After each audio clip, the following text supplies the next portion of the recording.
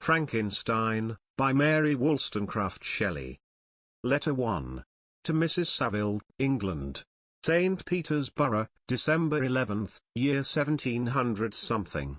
You will rejoice to hear that no disaster has accompanied the commencement of an enterprise which you have regarded with such evil forebodings.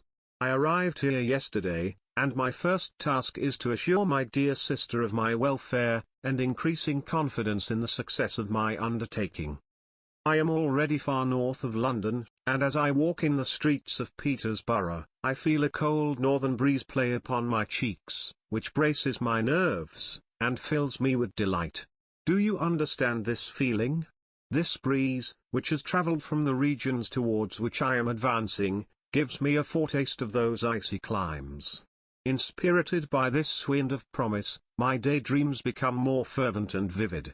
I try in vain to be persuaded that the pole is the seat of frost and desolation. It ever presents itself to my imagination as the region of beauty and delight. There, Margaret, the sun is forever visible, its broad disk just skirting the horizon, and diffusing a perpetual splendor.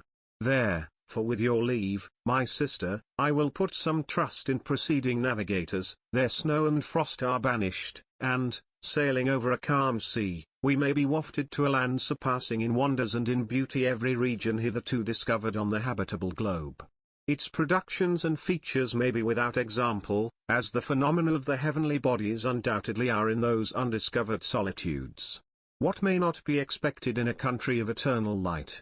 I may there discover the wondrous power which attracts the needle, and may regulate 1,000 celestial observations, that require only this voyage to render their seeming eccentricities consistent forever.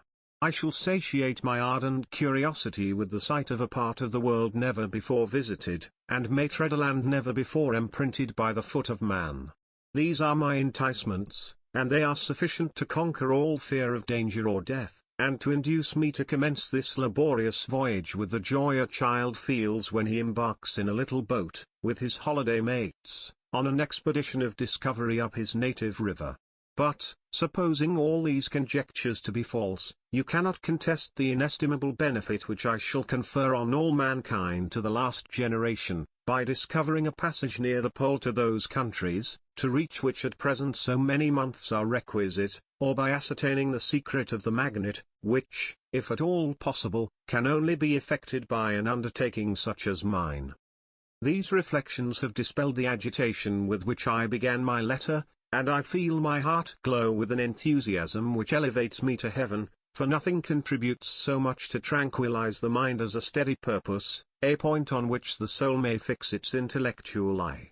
This expedition has been the favorite dream of my early years. I have read with ardor the accounts of the various voyages which have been made in the prospect of arriving at the North Pacific Ocean through the seas which surround the pole. You may remember that a history of all the voyages made for purposes of discovery composed the whole of our good Uncle Thomas's library. My education was neglected, yet I was passionately fond of reading. These volumes were my study day and night, and my familiarity with them increased that regret which I had felt, as a child, on learning that my father's dying injunction had forbidden my uncle to allow me to embark in a seafaring life. These visions faded when I perused, for the first time, those poets whose effusions entranced my soul, and lifted it to heaven. I also became a poet, and for 1 year lived in a paradise of my own creation. I imagined that I also might obtain a niche in the temple where the names of Homer and Shakespeare are consecrated. You are well acquainted with my failure, and how heavily I bore the disappointment. But just at that time I inherited the fortune of my cousin, and my thoughts were turned into the channel of their earlier bent. 6 years have passed since I resolved on my present undertaking. I can, even now, remember the hour from which I dedicated myself to this great enterprise. I commenced by inuring my body to hardship. I accompanied the whale fishers on several expeditions to the North Sea. I voluntarily endured cold, famine, thirst, and want of sleep. I often worked harder than the common sailors during the day, and devoted my nights to the study of mathematics, the theory of medicine, and those branches of physical science from which a naval adventurer might derive the greatest practical advantage. Twice I actually hired myself as an undermate in a Greenland whaler, and acquitted myself to admiration. I must own I felt a little proud, when my captain offered me the second dignity in the vessel, and entreated me to remain with the greatest earnestness, so valuable did he consider my services. And now, dear Margaret, do I not deserve to accomplish some great purpose? My life might have been passed in ease and luxury, but I preferred glory to every enticement that wealth placed in my path. Oh, that some encouraging voice would answer in the affirmative. My courage and my resolution is firm, but my hopes fluctuate, and my spirits are often depressed. I am about to proceed on a long and difficult voyage, the emergencies of which will demand all my fortitude. I am required not only to raise the spirits of others, but sometimes to sustain my own, when theirs are failing. This is the most favorable period for traveling in Russia. They fly quickly over the snow in their sledges, the motion is pleasant, and, in my opinion, far more agreeable than that of an English stage-coach. The cold is not excessive, if you are wrapped in furs, a dress which I have already adopted, for there is a great difference between walking the deck and remaining seated motionless for hours, when no exercise prevents the blood from actually freezing in your veins. I have no ambition to lose my life on the post road between St. Petersburg and Archangel. I shall depart for the latter town in a fortnight or 3 weeks, and my intention is to hire a ship there, which can easily be done by paying the insurance for the owner, and to engage as many sailors as I think necessary among those who are accustomed to the whale fishing. I do not intend to sail until the month of June, and when shall I return? Ah, dear sister, how can I answer this question? If I succeed, many months, perhaps years, will pass before you and I may meet. If I fail, you will see me again soon, or never. Farewell, my dear, excellent, Margaret. Heaven shower down blessings on you, and save me, that I may again and again testify my gratitude for all your love and kindness. Your affectionate brother, R. Walton. Letter 2. To Mrs. Saville, England. Archangel, 28th March, year 1700-something. How slowly the time passes here, encompassed as I am by frost and snow, yet a second step is taken towards my enterprise. I have hired a vessel, and am occupied in collecting my sailors. Those whom I have already engaged appear to be men on whom I can depend, and are certainly possessed of dauntless courage. But I have one want which I have never yet been able to satisfy, and the absence of the object of which I now feel as a most severe evil. I have no friend, Margaret. When I am glowing with the enthusiasm of success, there will be none to participate my joy. If I am assailed by disappointment, no one will endeavor to sustain me in dejection. I shall commit my thoughts to paper, it is true, but that is a poor medium for the communication of feeling. I desire the company of a man who could sympathize with me, whose eyes would reply to mine. You may deem me romantic, my dear sister, but I bitterly feel the want of a friend. I have no one near me, gentle yet courageous, possessed of a cultivated as well as of a capacious mind, whose tastes are like my own, to approve or amend my plans. How would such a friend repair the faults of your poor brother? I am too ardent in execution, and too impatient of difficulties. But it is a still greater evil to me that I am self-educated. For the first 14 years of my life I ran wild on a common, and read nothing but our Uncle Thomas's books of voyages. At that age I became acquainted with the celebrated poets of our own country, but it was only when it had ceased to be in my power to derive its most important benefits from such a conviction, that I perceived the necessity of becoming acquainted with more languages than that of my native country. Now I am 28, and am in reality more illiterate than many schoolboys of 15. It is true that I have thought more, and that my daydreams are more extended and magnificent, but they want, as the painters call it, keeping, and I greatly need a friend who would have sense enough not to despise me as romantic, and affection enough for me to endeavor to regulate my mind. Well, these are useless complaints. I shall certainly find no friend on the wide ocean, nor even here in Archangel, among merchants and seamen. Yet some feelings, unallied to the dross of human nature, beat even in these rugged bosoms. My lieutenant, for instance, is a man of wonderful courage and enterprise. He is madly desirous of glory.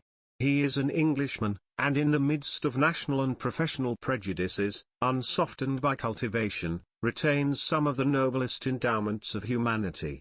I first became acquainted with him on board a whale vessel. Finding that he was unemployed in this city, I easily engaged him to assist in my enterprise.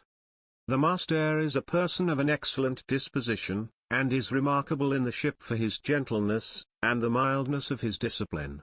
He is, indeed, of so amiable a nature, that he will not hunt, a favourite, and almost the only amusement here, because he cannot endure spill blood.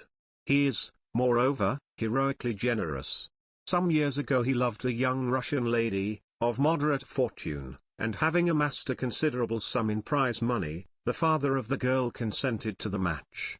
He saw his mistress once before the destined ceremony, but she was bathed in tears, and, throwing herself at his feet, entreated him to spare her, confessing at the same time that she loved another, but that he was poor, and that her father would never consent to the union.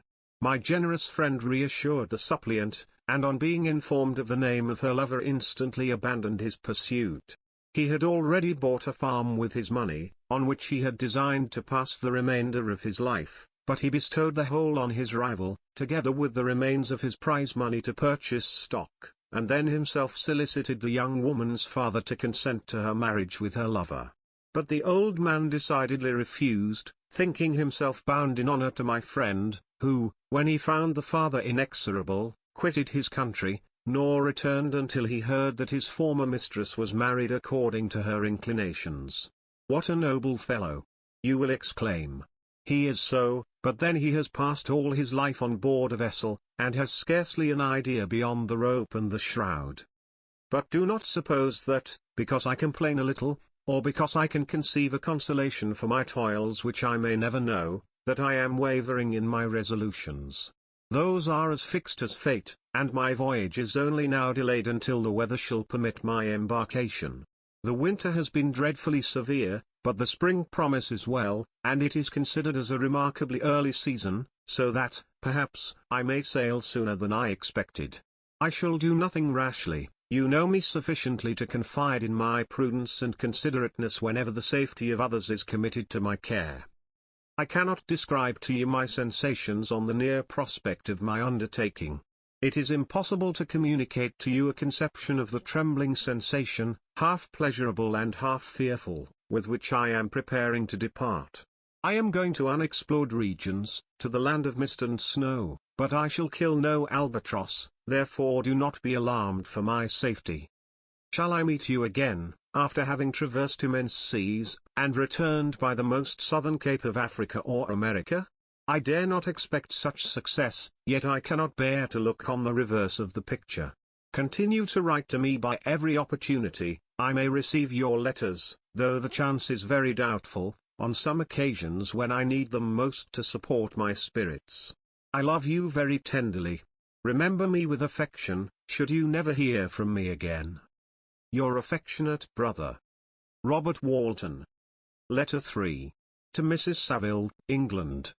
July 7th, year 1700 something. My dear sister. I write a few lines in haste, to say that I am safe, and well advanced on my voyage. This letter will reach England by a merchantman now on its homeward voyage from Archangel, more fortunate than I, who may not see my native land, perhaps, for many years. I am, however, in good spirits, my men are bold, and apparently firm of purpose, nor do the floating sheets of ice that continually pass us, indicating the dangers of the region towards which we are advancing, appear to dismay them. We have already reached a very high latitude, but it is the height of summer, and although not so warm as in England, the southern gales, which blow us speedily towards those shores which I so ardently desire to attain, breathe a degree of renovating warmth which I had not expected. No incidents have hitherto befallen us, that would make a figure in a letter. 1 or 2 stiff gales, and the breaking of a mast, are accidents which experienced navigators scarcely remember to record, and I shall be well content, if nothing worse happen to us during our voyage. Adieu, my dear Margaret. Be assured, that for my own sake, as well as yours, I will not rashly encounter danger. I will be cool, persevering, and prudent. Remember me to all my English friends. Most affectionately yours. R. W. Letter 4. To Mrs. Saville, England.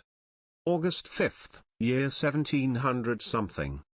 So strange an accident has happened to us, that I cannot forbear recording it, although it is very probable that you will see me before these papers can come into your possession. Last Monday, July 31st, we were nearly surrounded by ice, which closed in the ship on all sides, scarcely leaving her the sea room in which she floated. Our situation was somewhat dangerous, especially as we were compassed round by a very thick fog. We accordingly lay to, hoping that some change would take place in the atmosphere and weather. About 2 o'clock the mist cleared away, and we beheld, stretched out in every direction, vast and irregular plains of ice, which seemed to have no end. Some of my comrades groaned, and my own mind began to grow watchful with anxious thoughts, when a strange sight suddenly attracted our attention, and diverted our solicitude from our own situation. We perceived a low carriage, fixed on a sledge and drawn by dogs, pass on towards the north, at the distance of half a mile. A being which had the shape of a man, but apparently of gigantic stature, sat in the sledge, and guided the dogs. We watched the rapid progress of the traveller with our telescopes, until he was lost among the distant inequalities of the ice. This appearance excited our unqualified wonder. We were, as we believed, many hundred miles from any land, but this apparition seemed to denote that it was not, in reality, so distant as we had supposed. Shut in, however, by ice, it was impossible to follow his track, which we had observed with the greatest attention. About 2 hours after this occurrence, we heard the ground sea, and before night the ice broke, and freed our ship. We, however, lay to until the morning, fearing to encounter in the dark those large loose masses which float about after the breaking up of the ice. I profited of this time to rest for a few hours. In the morning, however, as soon as it was light, I went upon deck, and found all the sailors busy on one side of the vessel, apparently talking to someone in the sea.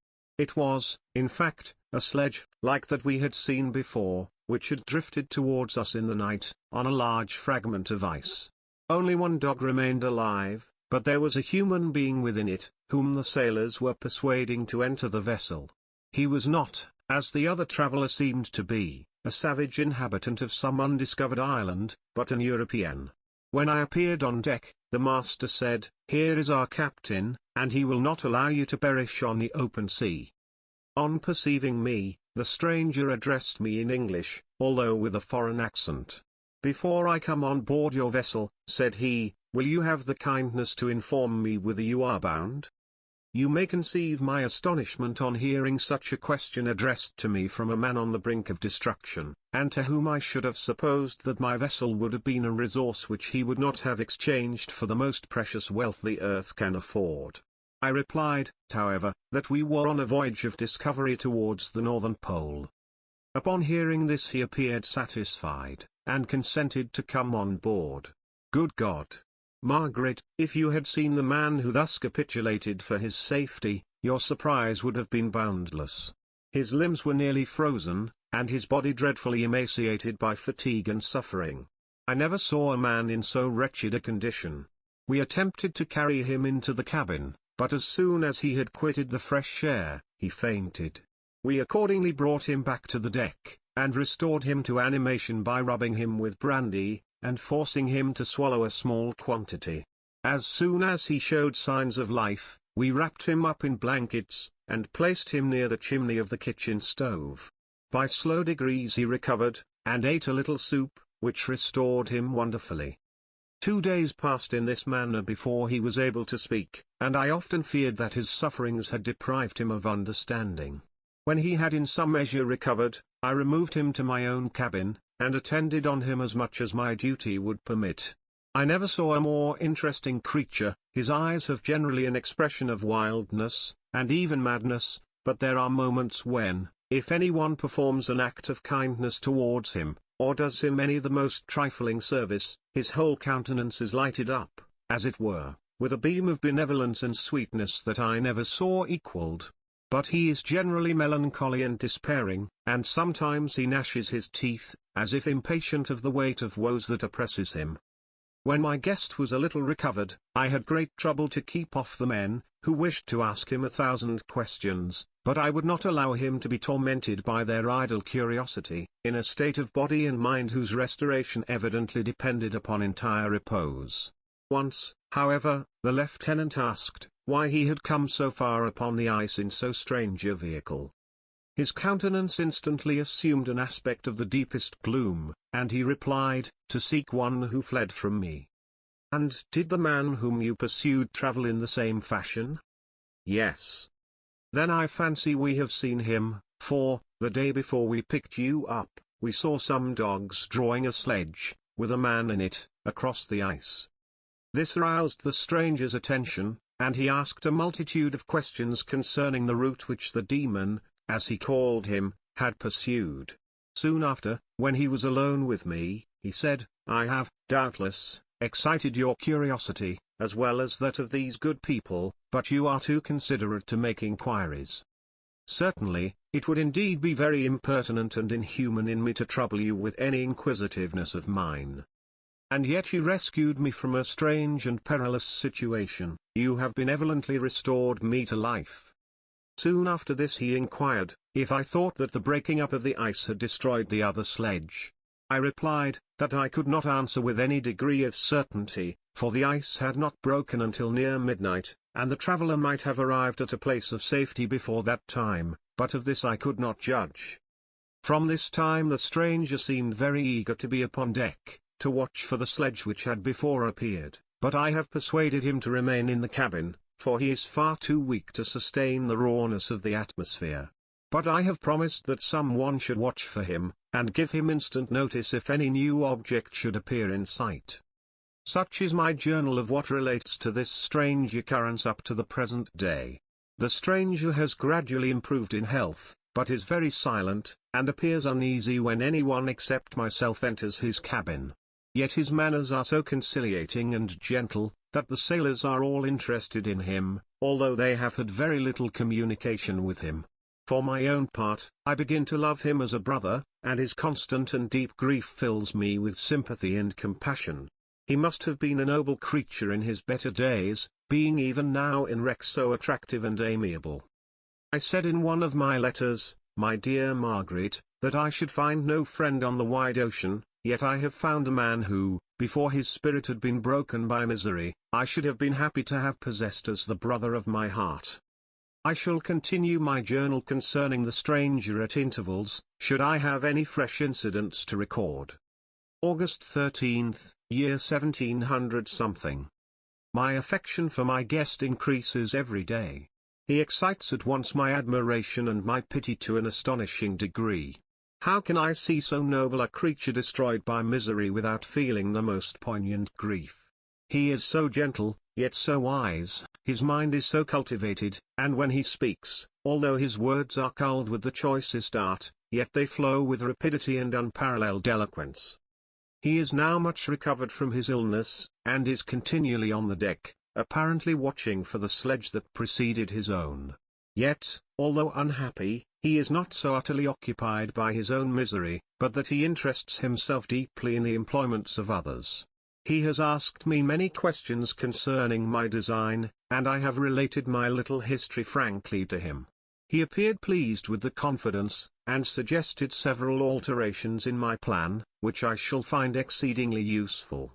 There is no pedantry in his manner, but all he does appears to spring solely from the interest he instinctively takes in the welfare of those who surround him. He is often overcome by gloom, and then he sits by himself, and tries to overcome all that is sullen or unsocial in his humor. These paroxysms pass from him like a cloud from before the sun, though his dejection never leaves him. I have endeavored to win his confidence, and I trust that I have succeeded. One day I mentioned to him the desire I had always felt of finding a friend who might sympathize with me, and direct me by his counsel. I said, I did not belong to that class of men who are offended by advice. I am self-educated, and perhaps I hardly rely sufficiently upon my own powers. I wish therefore that my companion should be wiser and more experienced than myself, to confirm and support me, nor have I believed it impossible to find a true friend. I agree with you, replied the stranger, in believing that friendship is not only a desirable, but a possible acquisition. I once had a friend, the most noble of human creatures, and am entitled, therefore, to judge respecting friendship. You have hope, and a world before you, and have no cause for despair. But I have lost everything, and cannot begin life anew. As he said this, his countenance became expressive of a calm settled grief, that touched me to the heart. But he was silent, and presently retired to his cabin. Even broken in spirit as he is, no one can feel more deeply than he does the beauties of nature. The starry sky, the sea, and every sight afforded by these wonderful regions, seems still to have the power of elevating his soul from earth. Such a man has a double existence. He may suffer misery, and be overwhelmed by disappointments, yet when he has retired into himself, he will be like a celestial spirit, that has a halo around him, within whose circle no grief or folly ventures. Will you laugh at the enthusiasm I express concerning this divine wanderer?